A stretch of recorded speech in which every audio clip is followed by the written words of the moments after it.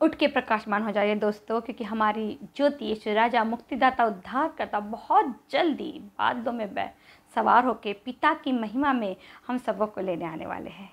तो हम सबको आज यीशु के आगमन के लिए तैयारी करके रखना चाहिए, और ये तैयारी हर दिन हर पल रखनी चाहिए। ऐसा भी नवीना चल रहा था सबके जगह पे, तो सब लोग 9 दिन की तैयारी करें धूमधाम से, फिर खाना खा के ख़त्म कर दिए। ये ऐसी तैयारी नहीं है। जिस दिन भी प्रभु हमें लेने आएंगे, मतलब जिस दिन हमारा मृत्यु दिन प्रभु ने डिसाइड कर दिया है, वो दिन अंतिम दिन है हमारे लिए। तो जिस दिन हमारे प्राण से आत्मा निकल जाएंगी, उस दिन क्या हम तैयार रहेंगे ज्योति के साथ जाने के लिए? इसलिए दोस्तों वचन कहता है, उठ के प्रकाशमान हो जाइए, क्योंकि आपकी ज्योति आपको लेने के लिए जिस दिन भी आए, आपका तैयार होना बहुत ज़रूरी है। आप सबों का बहुत बहुत स्वागत है ईश्वर के राज्य के सुसमाचार में। प्रभु यीशु की स्तुति हो, प्रभु यीशु की महिमा हो। और आप सबों को बहुत बहुत धन्यवाद कि आप लोग बहुत आज से इन वीडियो को देख रहे हैं, पसंद कर रहे हैं। और मैं उम्मीद करती हूँ, विश्वास करती हूँ कहीं ना कहीं कि आप लोग कहीं ना कहीं इन वीडियो के माध्यम से आशीषित हो रहे होंगे। मैं फिर कहती हूँ, मैं कोई पास्टर नहीं, मैं कोई प्रचारक नहीं, मैं आपको गॉस्पल नहीं बता रही हूँ, मैं आपको यीशु के नाम का सुसमाचार नहीं कर रही हूँ। मैं अपनी इन वीडियो के दौरे सिक्के का दूसरा पहलू, जिसके बारे में आज कलीसिया में बात ही नहीं होती। जी हाँ दोस्तों, सिक्के का एक पहलू है अनुग्रह और प्रेम, और दूसरा पहलू है न्याय और दंड, जिसके बारे में आज कलीसिया में बात ही नहीं होती, प्रचार ही नहीं हो रहा। प्रेमी यीशु, पाप कर लो, क्षमा मांग लो। हम कितने सालों से सेम प्रचार कार्यों में प्रचार सुन रहे हैं। गॉस्पल सुन के एक जमाना हो गया। वचन क्या कहता है? यदि तुम मुझसे जुड़े रहोगे और मैं तुमसे जुड़ा रहूँगा तो तुम आत्मा में फल लाओगे। कहाँ है ये फल? मैं बाय प्रोफेशन नर्स हूँ, तो जब हम नर्स की ट्रेनिंग में रहते हैं तो हमको ट्रेनिंग में एक बात सिखाई जाती है कि जब हम सामाजिक स्थलों पे जाए तो हमारे कपड़े और हमारा तैयारी एक सिंपल सोबर तैयार होना चाहिए, ताकि किसी पेशेंट के लिए, किसी दूसरे व्यक्ति के लिए हम आकर्षण का केंद्र या पाप का कारण ना बने। सेम हमारा चर्च प्रार्थना का घर है। यहाँ आपको किसी दूसरे के को तैयार होके दिखाने के लिए नहीं आना है। यहाँ प्रभु के लिए आते। आपका कोई भी पहनावा दूसरों को ये नहीं करना चाहिए, डिस्टर्ब नहीं करना चाहिए।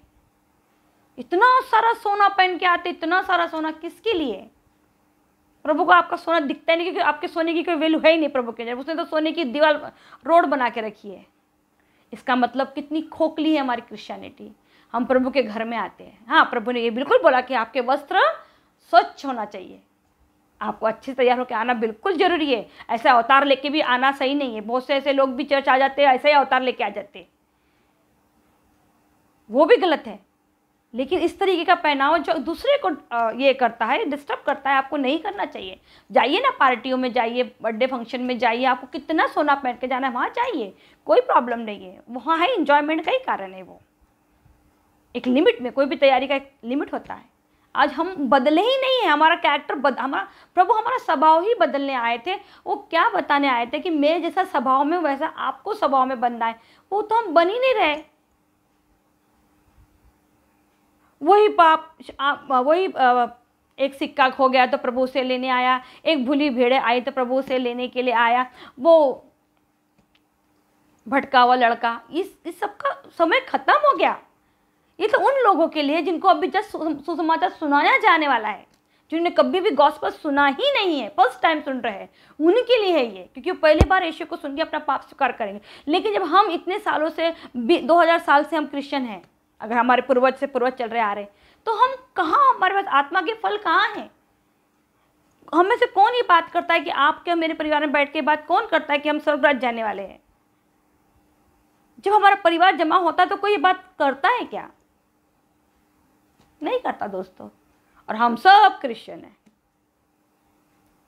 प्रभु ने क्या कहा? अगर प्रभु ने अगर ये कहा भटकी भेड़ का, तो प्रभु ने कलीसिया के लिए क्या कहा? हम कलीसिया है अगर, तो प्रभु पेतरुस का पत्र पढ़ लीजिए।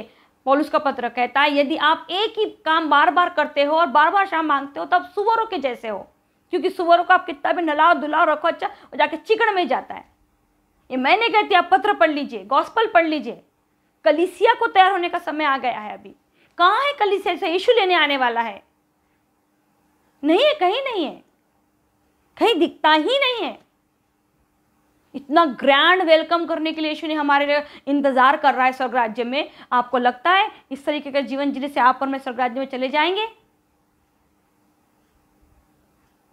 एक नाशवान जीवन के लिए हम कितना पाप करते, कितना पाप कर रहे हैं, जबकि प्रभु बोलता मैं जीवन में रखने वाला ही नहीं हूं, मैं मट्टी पूरी धरती नहीं रखने वाला, आकाश रखने वाला नहीं हूं।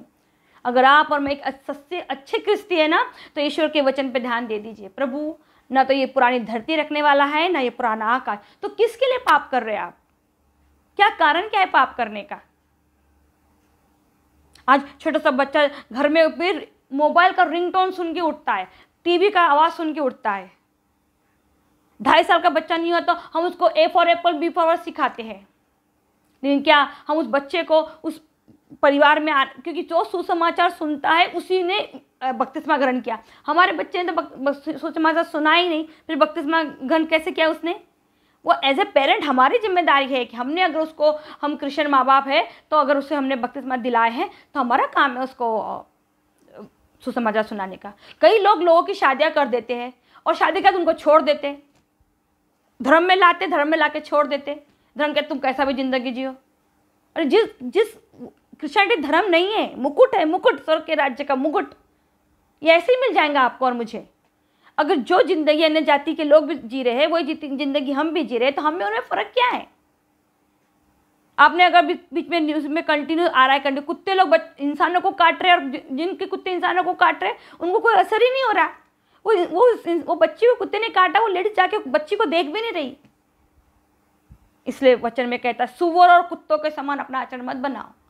प्रभु के वचन में कहीं ना कहीं जीवन जीने की शैली है। अगर आपका जीवन जीने का शैली नहीं बदल रही और आप वही के वही हो तो कोई फर्क नहीं पड़ता दोस्तों आप लोग कितने साल इस दुनिया में जिएंगे, आपने यीशु को ग्रहण किया नहीं किया।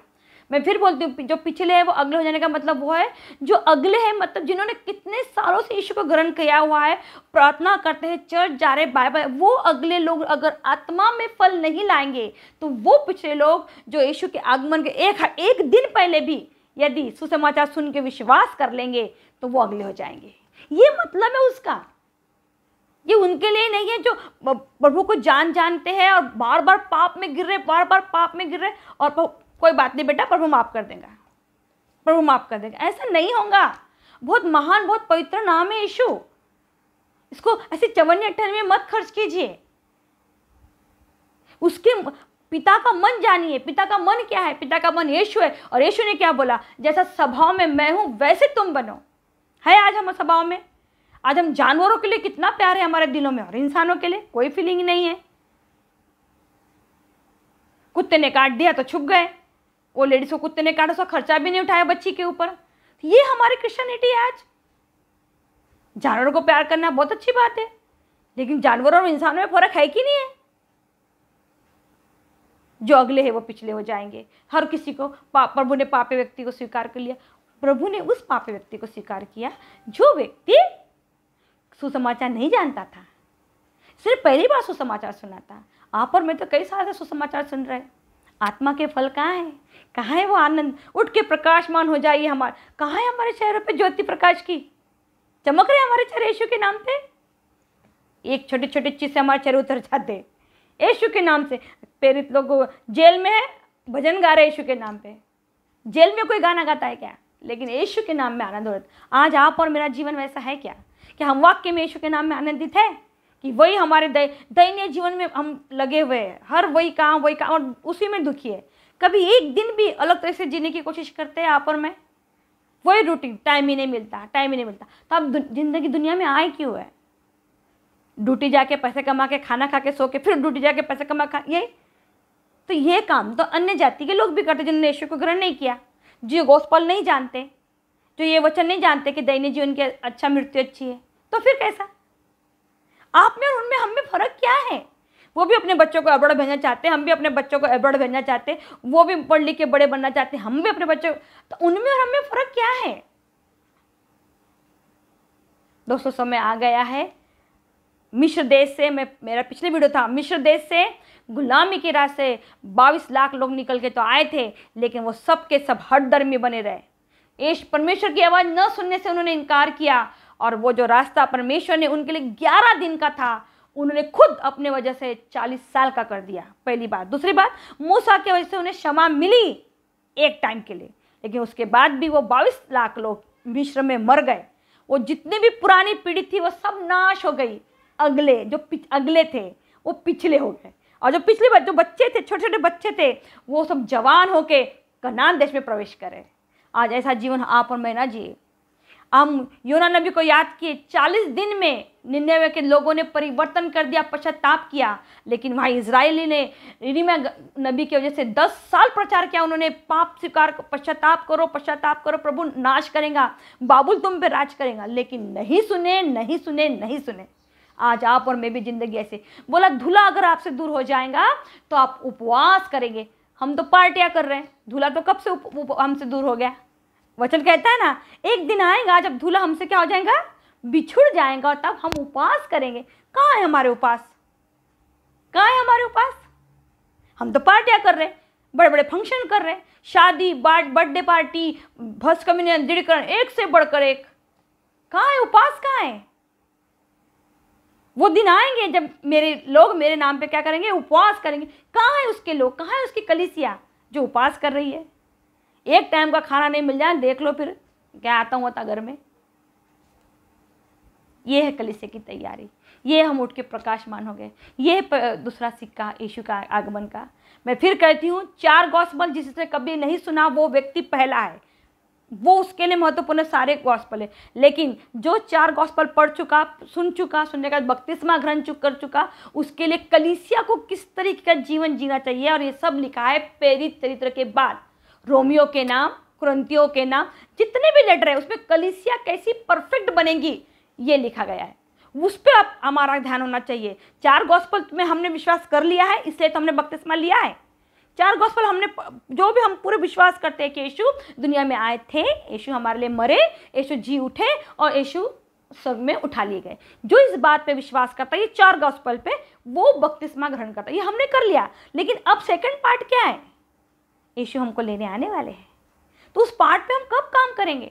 आप अगर प्रकाश नगद की किताब पढ़ेंगे तो उसमें लिखा है कि एक पुस्तक था जिसमें एक ही साइड से लिखा था, लेकिन अब ये पुस्तक है इसमें दोनों तरफ से लिखा है।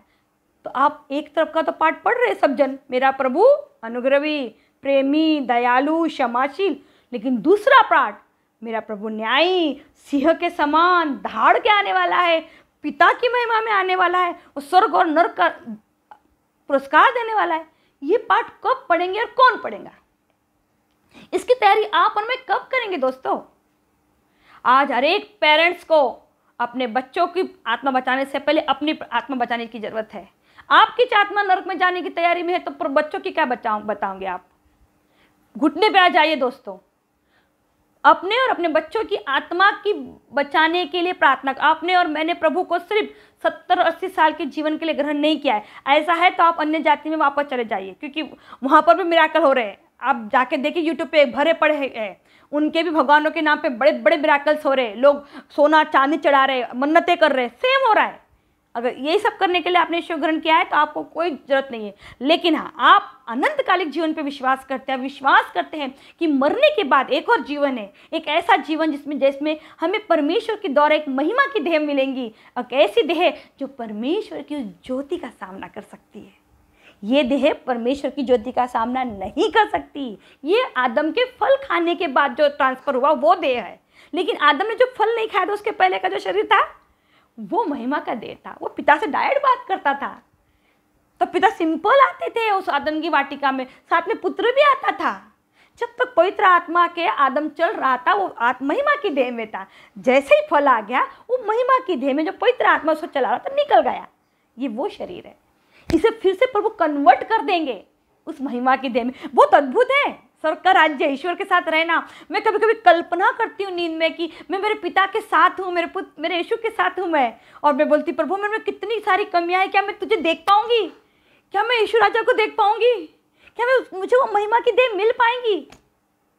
मुझे तो बहुत लेट बाइबल समझ में आई। मेरे पेरेंट्स ने मुझे इतना बाइबल नहीं समझाया था, लेकिन मैंने मेरे परिवार के हर एक बच्चे को, दोनों बच्चों को पवित्र बाइबल के बारे में बताया है।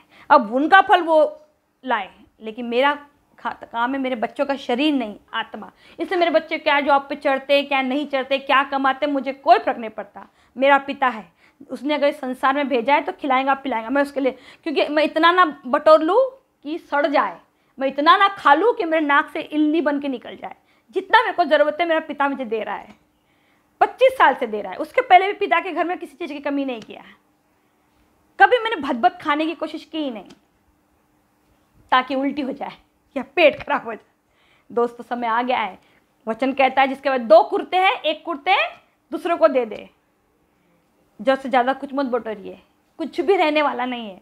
जैसा कोरोना अचानक आ गया और हमको संभलने का मौका नहीं मिला, वैसे अचानक से ऐसी ऐसी विपत्तियाँ अब आएंगी कि हम समझ नहीं पाएंगे। लेकिन जो अपने परमेश्वर के साथ समय बिताएगा और इस अंतिम समय के टाइम पे अपने आप को प्रिपेयर करेगा कि प्रभु ये मुसीबत आई तो है लेकिन टल जाए, तो ज़रूर टल जाएगा। दोस्तों, ये समय है अपने परिवार के साथ, अपने बच्चों के साथ घुटने पे आने का। मैं ये नहीं बोलती कि प्रभु ने भी हमको कभी नहीं कहा कि 24 घंटे प्रार्थना करो। आप देखिए, मिस्री लोग जब, यहूदी लोग जब मिस्र से निकल के आए तो प्रभु ने एक समय देता था कि सब नहा के तैयार हो जाओ आराधना करने के लिए। लेकिन एक पर्टिकुलर समय आपके जीवन का चाहिए जहाँ आप पूरे के पूरे मिल के अपने पिता की स्तुति करें, अपने आत्मिक पिता के। हम अपने शारीरिक माता पिता को थैंक यू बोलते रहते हैं ना, गाड़ी के लिए, मोबाइल के लिए, कार के लिए थैंक यू बोलते हैं ना। वो स्वर्गीय पिता के लिए भी आपका पूरा परिवार गैदर हो जाना चाहिए और उसकी स्तुति आराधना मत मांगो, कुछ भी, सिर्फ इतना बोलो, प्रभु हमको तेरा मन यानी कि यीशु के जैसा बना, और कुछ मत मांगे। वो भूखे नहीं मारने वाला। आज तक उसने किसी को भूखा नहीं मारा, तो आपको और मुझे भी नहीं मारेगा। कोई बाप अपने बच्चों को भूखा मार के स्वर्ग में आनंदित नहीं हो सकता, अगर आप उसको अपना बाप मानते हैं तो। अदरवाइज इस संसार के पैसे को, इस संसार की खूबसूरती को, इस संसार का जितना भी घर में टीवी चाहिए, फ्रिज चाहिए, मोबाइल चाहिए, लोग आज इतने बिजी हैं इन सब चीज़ों के लिए कि प्रभु के पास समय भी नहीं है। और धन्यवाद, मैं हमारा कैथलिक चर्च में 4 मिस्सा होते तो लोग कहीं ना कहीं चल जाते, और किसी किसी की चर्चों में एक ही मिस्सा होता तो वो तो कहानी गड़बड़े उनकी। तो चर्चों में कल से जाने को तैयार ही नहीं है। क्यों? क्योंकि उन्हें पर्सनल बाइबल पढ़ लिया है, ऑनलाइन यूट्यूब पे कुछ देख लिया है, हो गया। तो फिर प्रभु ने कलीसिया बनाई क्यों है? जब चर्च जाना ही नहीं है तो आपको कलीसिया प्रभु ने बनाई क्यों है? क्यों प्रभु कलीसिया कह रहा है? आपके घर का पर्टिकुलर नाम नहीं ले रहा। अपने मन से वचनों को इस तरीके से तोड़ मरोड़ के अपने लिए इस्तेमाल मत कीजिए। मैं फिर कहती हूँ, पौलुस के पत्र पढ़िए, बहुत ही कड़क है। अगर आपको अपने चरित्र को सुधारना है तो मेरा मत सुनिए, किसी फादर का, किसी सिस्टर का। पवित्र वचन आपको क्या कहते हैं ये सुनिए। और पवित्र वचन कहते हैं कि 2 प्रकार का स्वभाव अपने अंदर मत पालिए, एक सुअरों का और एक कुत्तों का। कुत्तों का स्वभाव यानी सेल्फिश स्वभाव, सिर्फ अपने मालिक को छोड़ के बाकी सबको भोंको। और सुअर यानी कितना भी समझाओ, कितना भी करो, चिल्ला पुकार, जा पे चिकड़ में चल जाएगा इंसान, मिट्टी में जाता इंसान, मैला खाने जाता इंसान। ऐसा स्वभाव मत बनाओ। अगर प्रभु ने ऐसा कहा है तो इसका मतलब, बाइबल में ये लिखा है, इसका मतलब, इसका बहुत गहराई से मतलब है। दूसरा, बकरी मत बनिए, मैं भेड़े बनिए। प्रभु भेड़ों को लेने आने वाला, बकरी को नहीं। क्योंकि मैं खुदा, खुद से बना हुआ खुदा है वो। उसके सामने आप और मैं मत बोलिए। मैं बोलने का अधिकार सिर्फ यहोवा को है, क्योंकि वो जो है वो है। दोस्तों, बहुत अद्भुत है हमारा पिता और बहुत अद्भुत है उसकी सारी योजनाएं, और सारी योजनाएं हमारे भले की ही है। एक भी योजना उसकी, क्योंकि कोई भी पिता, माँ बाप अपने बच्चों के लिए बुरा नहीं सोचता, तो वो भी नहीं सोचता। इस संसारिक रिश्तों में, संसारिक बंधनों में बंध के पाप का कारण मत बनिए। अब समय आ गया हर एक व्यक्ति के लिए कि वो अपनी आत्मा बचाए। पूरा गॉस्पल में प्रभु ने, यीशु मसीह ने अपने स्वभाव, पिता ने पुत्र को स्वर्ग से इस धरती पे सिर्फ इसीलिए भेजा कि तुम पिता के स्वभाव को जानो। और पिता का स्वभाव क्या था? पुत्र का चरित्र। पुत्र ने बोला मेरे जैसा बनो, क्योंकि मेरा पिता मुझे इसलिए भेजा। अगर आपने मुझे सिर्फ यीशु, आपने और मैंने यीशु को सिर्फ इसलिए ग्रहण किया है दोस्तों कि आपको नौकरी चाहिए, पैसे चाहिए, प्रॉपर्टी चाहिए, मान सम्मान चाहिए, तो मैं बोलती हूँ आप अभी इसी वक्त यीशु को छोड़ दीजिए। इस 54 के लिए मेरे प्रभु का नाम व्यर्थ में मत लो। बहुत महान उसके गिफ्ट हमारे लिए रखे हैं दोस्तों, क्योंकि आप इस दुनिया को देखते करके इस दुनिया के प्रति आकर्षित होते हैं। उस दुनिया की कभी कल्पना करके देखिए जिसमें अदन की वाटिका में जब आदम रहता था, क्या आनंदित था, कैसा पिता के साथ घूमता था, कैसा बातें करता था, क्या दोस्ती होंगी, क्या फ्रेंडशिप होंगी उस वक्त पिता की। हम आत्मा के से बने हैं ना, शरीर तो कवच है, शरीर पे ज़्यादा फोकस मत कीजिए, मरना है, शरीर को जाना है। फिर बोलती हूँ आखिरी में कीड़ों का खाना बनना है इसको, तो ज़्यादा हेल्दी मत बनाइए, क्योंकि कीड़ों का ही पेट भरने वाला है और किसी का नहीं। मेरे इन वीडियो का मेन मकसद यही है कि हम सिक्के के दूसरे पहलू पे गौर करें। ये हो गया 2022 साल से हम दयालु, प्रेमी, पिता यीशु माफ़ करने वाला हो गया, इसका काम ख़त्म हो गया। जो लोग बहुत साल से क्रिश्चियन हैं, अब काम आ गया प्रिपेयर होने का, पवित्र होने का, दुल्हन बनने का, तैयार होने का। ये समय आ गया हमारा, जो कलीसिया बोल के बुलाए जाते हैं। आज तो अपने परिवारों में ही प्यार की इतनी कमी है, दूसरों से क्या पड़ा। विश्व समाचार का प्रचार करने की जरूरत आपको और मुझे है भी नहीं, क्योंकि फ़ोन ही काम कर ले रहा। आधे से ज़्यादा मोबाइल ले। कोरोना के काल में जितने बपतिस्मा ग्रहण नहीं किए होंगे, उतना 2 से 3 साल के अंदर कोरोना काल में लोगों ने ऑनलाइन बपतिस्मा लिया है। ये है प्रभु। परेशानी आती, प्रभु के करीब जाते, जैसा परेशानी चल जाती, संसार में लग जाते हैं। सिर्फ वही करा, 2 साल तक सब प्रभु के पास थे, अब लोग फिर से वापस वही ज़िंदगी जी रहे, वही शादी, वही बच्चा, वही बपतिस्मा, वही फंक्शन। दोस्तों, धुला हमसे बिछुड़ चुका है। उपवास करने के दिन है, पार्टी करने के दिन नहीं है। हर फंक्शन को सिंपल तरीके से निपटाइए। आप करोड़पति भी होंगे तब भी वो करोड़ों रुपए आप दे दीजिए। मैं फिर कहती हूँ, यहाँ का कागज वहाँ नहीं चलता। ये कागज है, उसके कचरा है। मेरे जो जिस पैसों के बजाय आप और मैं आज भाग रहे हैं ना, वो कचरा है प्रभु के नज़र में। और इस संसार में उसकी जरूरत हमारे को है, या आपसे पहले, मुझसे पहले हमारा स्वर्गीय पिता जानता है, वो हमको दे देगा हमारी जरूरत के हिसाब से। भूखा नहीं मारेगा, भूखा भी नहीं मारेगा, और किसी के सामने हाथ भी फैलाने देगा। विधवा की कहानी किसी द्वारा प्रभु ने बता दिया। उसने ना उस विधवा को किसी के सामने भीख मांगने दिया और ना ही भूखे मरने दिया। नबी यिर्मयाह के द्वारा उसने उसे 3 साल तक खिलाया। तो आपको मुझे क्यों नहीं खिलाएगा, जब हम पूरा गॉस्पल जानते हैं। मैं भी वो तो पूरा गॉस्पल नहीं जानती थी। सही है दोस्तों, आज पवित्र बाइबल हमारे घर का, हमारे परिवार का सबसे मेन टारगेट होना चाहिए। जिस तरीके से हम रोज़ खाते, रोज़ ड्यूटी करने जाते, रोज़ टीवी देखते, रोज़ मोबाइल, वैसे ये पर्सनल जीवन आपके पिता के साथ आपका होना चाहिए। मैं बार बार अपने वीडियो में बताने की कोशिश कर रही हूँ कि आपका और मेरा इंडिविजुअल न्याय होने वाला है। मैं किसी के कारण पाप करती हूँ पर वो मुझे नहीं पूछेगा, बोलेंगे मेरे कारण तूने क्या अच्छा किया इतना बता, क्योंकि मेरे लिए यीशु मरा। ना मेरा पति मरा, ना मेरे बच्चे मरे, ना मेरे पड़ोसी मरे। मेरे पापों की क्षमा के लिए कौन क्रूस पे मरा? मेरा यीशु मरा। तो वो मेरे को पूछेगा तूने बेटा मेरे लिए कैसा जीवन जी बता। और मैं आपको ये बताना चाहती हूँ, यीशु ही हमारे जीवन का सेंटर होना चाहिए, यीशु के अलावा कोई नहीं। मैं आप यीशु के अलावा अलग क्या क्या करते हो वो आपकी, उससे मुझे कोई रिश्तेदार नहीं, लेने देना नहीं है। आप कीजिए एक्स्ट्रा एक्टिविटीज़, उससे मुझे कोई प्रॉब्लम नहीं, लेकिन सेंटर यीशु से हटना नहीं चाहिए। यीशु के अलावा अगर आपका जीवन इधर उधर भटकता है तो आपका जीवन बहुत गड़बड़ है दोस्तों। तो प्लीज़ दोस्तों, मैं रिक्वेस्ट करती हूँ, मेरे इस वीडियो का, ईश्वर के राज्य के सुसमाचार का मेन मकसद ही ये है कि हर एक कलीसिया सिक्के के दूसरे पहलू पे काम कर दे। अगर आप बहुत पुराने क्रिश्चियन हैं तो अब आत्मा के फल आने चाहिए। अब दुल्हन रेडी भी होना चाहिए, बिल्कुल रेडी, दूल्हे का कार आया बैठ के जाने के लिए। ऐसी तैयारी आपकी और मेरी होनी चाहिए। अगर ऐसी तैयारी नहीं है तो हमको आज से, अभी से ही अपने जीवन को एक बार चेक करने की ज़रूरत है दोस्तों। इसके पहले कि मैं अपने वीडियो को समापन तक ले जाऊँ, मैं फिर कहती हूँ, इन वीडियो को मकसद सिर्फ और सिर्फ कलीसिया का तैयारी करने में क्या प्रॉब्लम आ रही है ये बताना, कलीसिया के रूप में हमको तैयार होने की क्या ज़रूरत है वो बताना है। हम किसी संस्था के अधिक में जाके किसी संस्था का प्रचार करने ना लग जाए। हमारा मकसद संस्था नहीं हो, यीशु हो, क्योंकि प्रभु किसी संस्था को लेने आने वाले नहीं है, प्रभु कलीसिया को लेने आने वाले हैं। इससे पहले कि मैं अपना वीडियो ख़त्म करूँ, प्रभु मेरे वीडियो को जरूर बहुत साथ में शेयर कीजिए। जितना प्यार आपने मुझे दिया है उसके लिए बहुत बहुत धन्यवाद।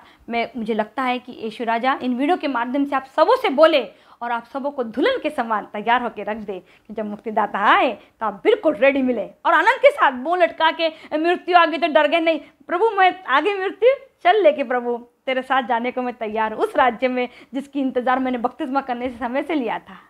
तो आइए एक प्रार्थना से हम इस वीडियो को समापन तक ले जाएंगे।